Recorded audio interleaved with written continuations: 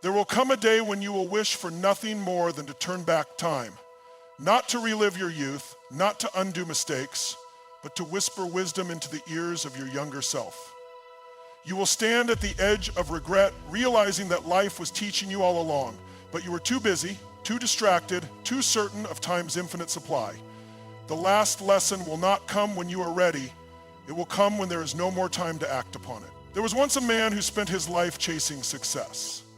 A name on a skyscraper, a fortune so vast that numbers lost their meaning. He believed happiness was something to be earned, something waiting at the end of sacrifice.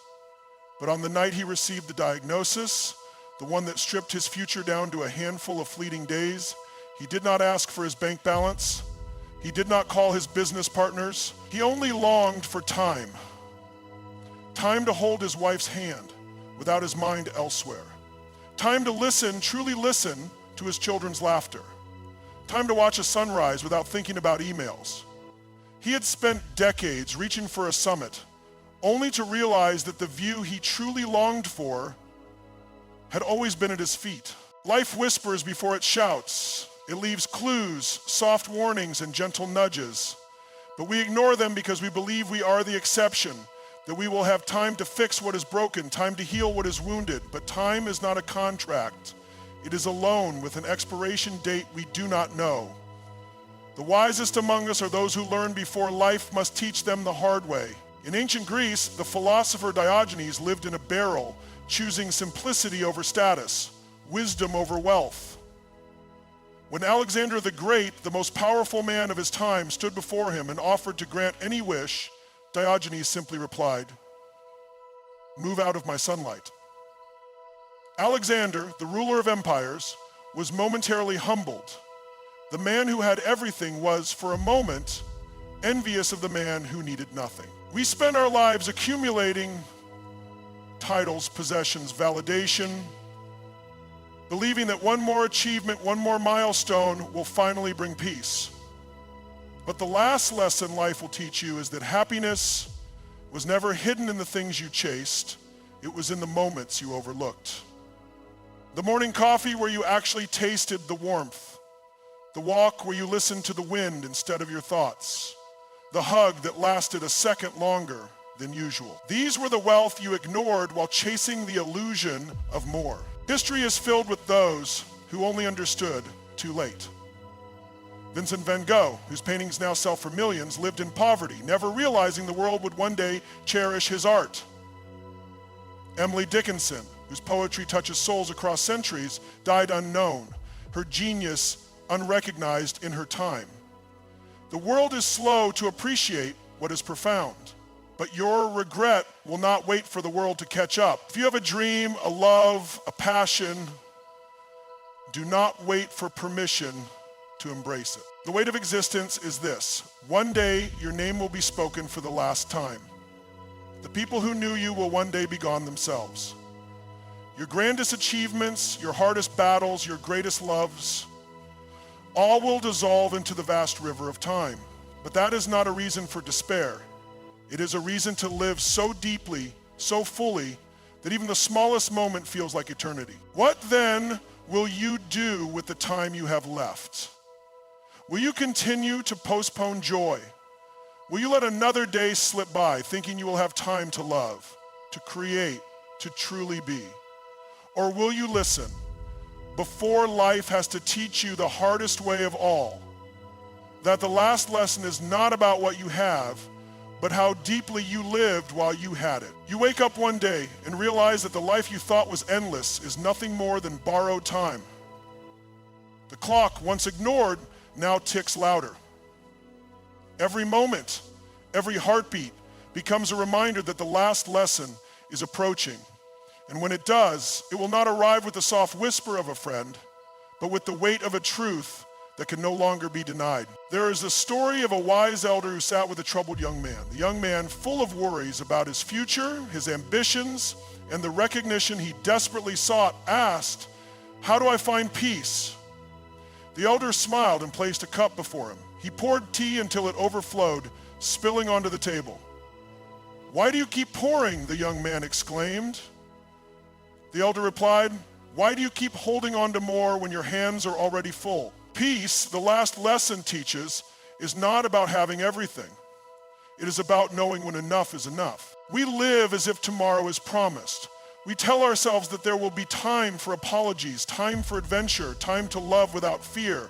But life has never promised us time. It only gives us moments, fragile and fleeting, and asks us to make the most of them. The regret of the dying is not that they failed, but that they hesitated, that they let fear dictate their choices, let pride keep them from forgiveness, let distractions steal the hours meant for joy. Consider the poet Rainer Maria Rilke, who once wrote, "Let everything happen to you, beauty and terror. Just keep going.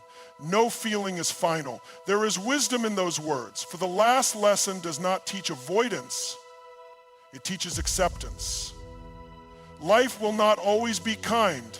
It will break you, reshape you, challenge every belief you hold. But in that breaking, in that reshaping, is where the deepest growth occurs. You will learn that pain is not the enemy, the refusal to feel is. A father once stood before his son's grave, tears marking his face, and whispered, "I thought I had time." We think we have time to make amends, time to say, "I love you" without hesitation, time to chase the dream that ignites our soul.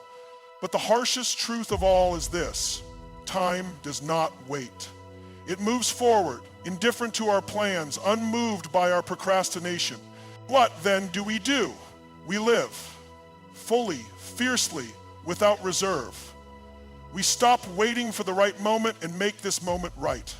We express gratitude while we still can. We forgive, not for others, but to unburden our own hearts.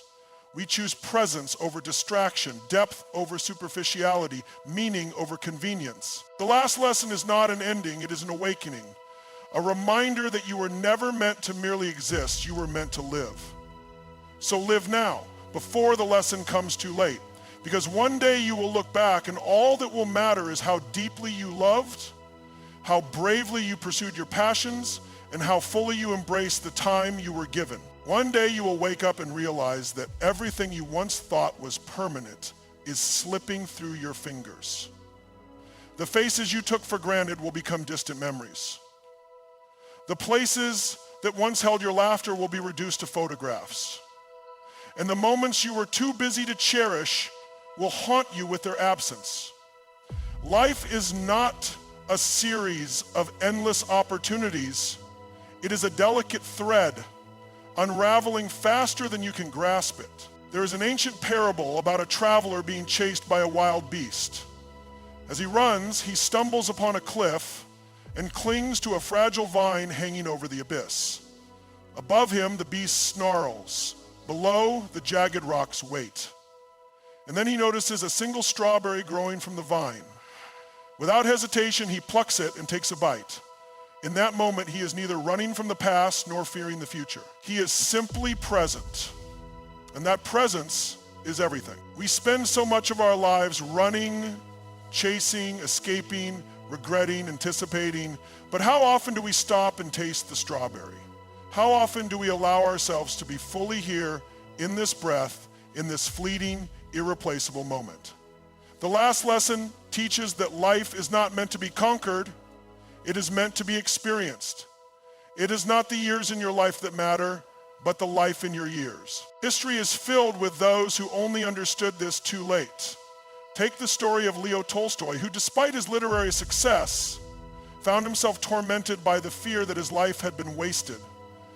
In his final days, he left his home in search of something he had overlooked in his relentless pursuit of greatness. He never found it. He died in a remote railway station, alone, longing for the simple truths he had ignored. And yet, we do not have to wait until the end to realize what truly matters. The choice is ours, now, today, in this very second. Will you keep postponing your happiness, waiting for the perfect moment that may never come? Will you keep holding on to anger, expecting it to punish those who wronged you when it only poisons your own soul? Will you keep waiting for life to slow down, only to realize that it never does? There is a tombstone in an old cemetery that bears a simple inscription: "I expected more." That is the epitaph of a soul who waited too long. But you, reading this now, you still have time.